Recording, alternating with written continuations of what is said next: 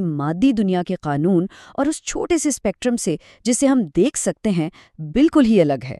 گویا انہیں بنایا ہی ایک ایسی جہت میں گیا ہے جسے ہماری آنکھیں پکڑ ہی نہیں سکتی۔ تو فرشتے صرف غیر مری نہیں ہیں، ان کا تصور تو ہر لمحہ ہمارے ساتھ ہونے کا ہے۔ وہ ہماری زندگی کی کہانی کے وہ کردار ہیں جو نظر نہیں آتے لیکن ہمیشہ موجود رہتے ہیں۔ ذرا دیکھیں، انسانی زندگی کا پورا سفر فرشتوں کی نگرانی میں کیسے گزرتا ہے۔ جب ایک وجود ماں کے پیٹ میں شکل لیتا ہے تو ایک فرشتہ اس کی تقدیر کے اہم پہلو لکھ دیتا ہے۔ پھر بچپن اور جوانی میں محافظ فرشتے ساتھ ہوتے ہیں۔ اس کے بعد اعمال لکھنے والوں کی ڈیوٹی لگ جاتی ہے۔ بات یہاں ختم نہیں ہوتی، یہاں تک کہ زندگی کے آخری لمحے میں اور پھر قبر کی تنہائی میں بھی انسان کو اکیلا نہیں چھوڑا جاتا۔ اور ان میں سے کچھ تو ہمارے بالکل مستقل ساتھی ہیں، جیسے کرامن کاتبین، یعنی عزت والے لکھنے والے، جو ہمارے ہر اچھے برے کام کو نوٹ کر رہے ہیں۔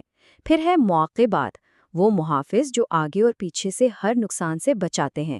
اور آخر میں منکر اور نکیر، وہ دو فرشتے جن سے قبر میں سب سے پہلی ملاقات ہوتی ہے۔ اچھا، تو اب ذرا ذاتی محافظوں سے زوم آؤٹ کرتے ہیں اور ان عظیم فرشتوں پر نظر ڈالتے ہیں جن کے ذمے پوری کائنات کے بڑے بڑے کام ہیں۔ یہ ہیں وہ چار عظیم فرشتے جن کے کندھوں پر کائنات کی سب سے بڑی ذمہ داریاں ہیں۔ حضرت جبرائیل، جو اللہ اور اس کے نبیوں کے بیچ پیغام کا ذریعہ بنے۔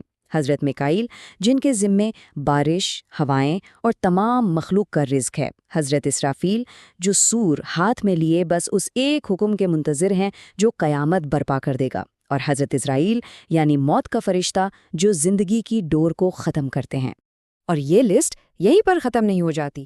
ذرا سوچیں، ایک فرشتہ ہے جو صرف پہاڑوں پر مقرر ہے، ایک ہے جو بادلوں کو حکم دیتا ہے کہ کہاں برسنا ہے، کچھ فرشتے ہیں جو عرش الہی کو اٹھائے ہوئے ہیں، اور ایک فرشتہ تو ایسا ہمارے ایمان کا ایک بہت ہی بنیادی حصہ ایک ایسی مخلوق پر یقین رکھنا ہے جنہیں ہم دیکھ نہیں سکتے، یعنی فرشتے۔ وہ موجود ہیں لیکن ہماری نظروں سے اوجھل ہیں۔ تو سوال یہ ہے کہ بھئی یہ کیسے ممکن ہے، اور آخر ہماری زندگیوں میں ان کا کام کیا ہے؟ چلیں آج اسی غیبی دنیا کو ذرا سمجھنے کی کوشش کرتے ہیں۔ تو اس گفتگو میں ہمارا سفر کچھ یوں ہوگا۔ پہلے ہم دیکھیں گے کہ وہ ہماری نظروں کی پہنچ سے باہر کیوں ہیں۔ پھر بات کریں گے کہ پیدائش سے لے کر موت تک وہ کیسے ہمارے محافظ بن کر ساتھ رہتے ہیں۔ اس کے بعد فرشتوں کے عظیم درجات اور ان کی ہیبت ناک لیکن شاندار صورتوں پر نظر ڈالیں گے۔ پھر ایک دلچسپ سائنسی موازنہ کریں گے اور آخر میں دیکھیں گے کہ ان سب کا ہمارے لیے رحمت بھرا پیغام کیا